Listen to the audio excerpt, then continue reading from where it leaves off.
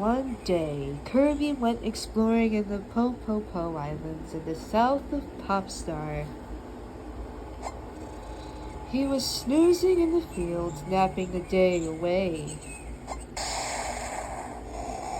But then dark clouds filled the sky, and a skull-faced fiend descended.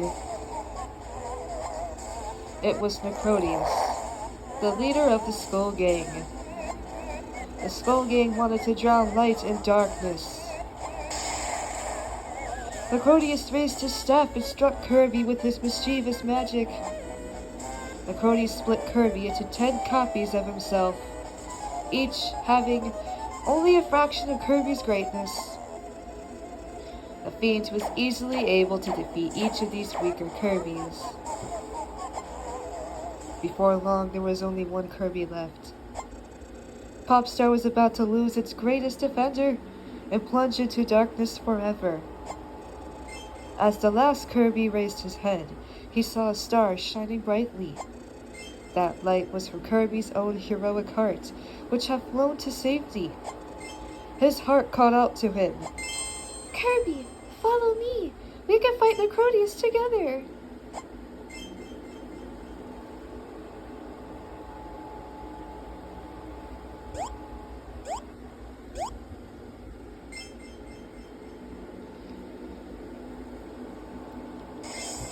So began Kirby's quest to save Popstar and restore Kirby back to his usual self.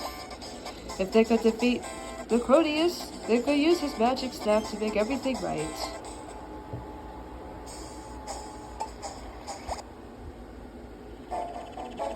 The Kirbys flew toward another island on the Warp Star. The Warp Star was wobbly, with so many Kirbys riding it. Suddenly, Scullies appeared behind the Warp Star.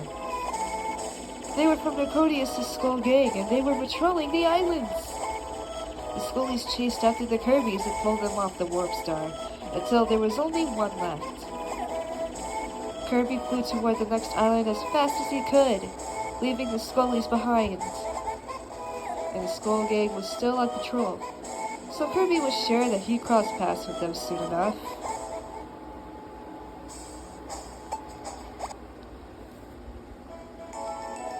Suddenly, the metals began to glow.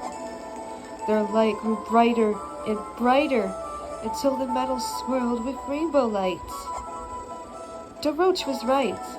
The rainbow metals were filled with dazzling power. Kirby held his treasure high, and the tense light shot toward the dark clouds. The clouds faded away, and an eerie floating island came into view. There was no doubt about it. It was Necrodius' realm.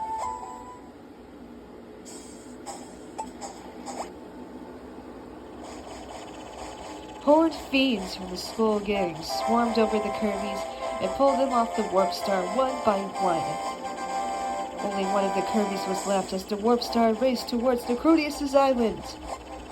And that last hero then bravely entered the shadowy realm.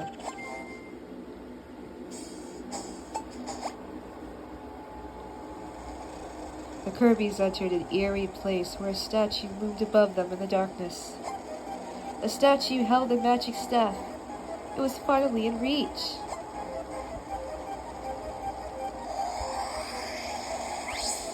Suddenly the staff vanished, and a lightning bolt struck the statue, scattering the Kirbys everywhere. The statue was obliterated. When the Kirbys looked up, they saw Necrodius staring back wickedly. He held the staff. The Kirbys had to get it, or they couldn't be restored to one whole Kirby again. But Necrodius gulped down the staff. The Kirbys had only one choice. They would have to defeat Necrodius.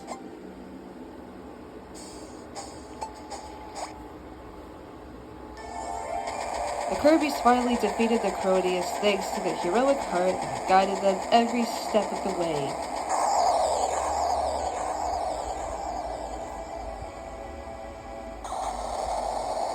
Necrodius faded into oblivion, leaving his staff floating in space. The heroic heart called out to the Kirbys. Now, everyone, grab the staff. Use its magic.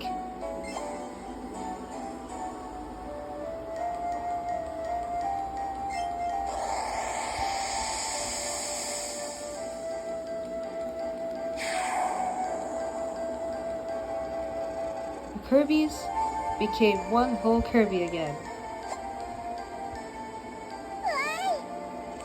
A warp star soared into view and picked up Kirby.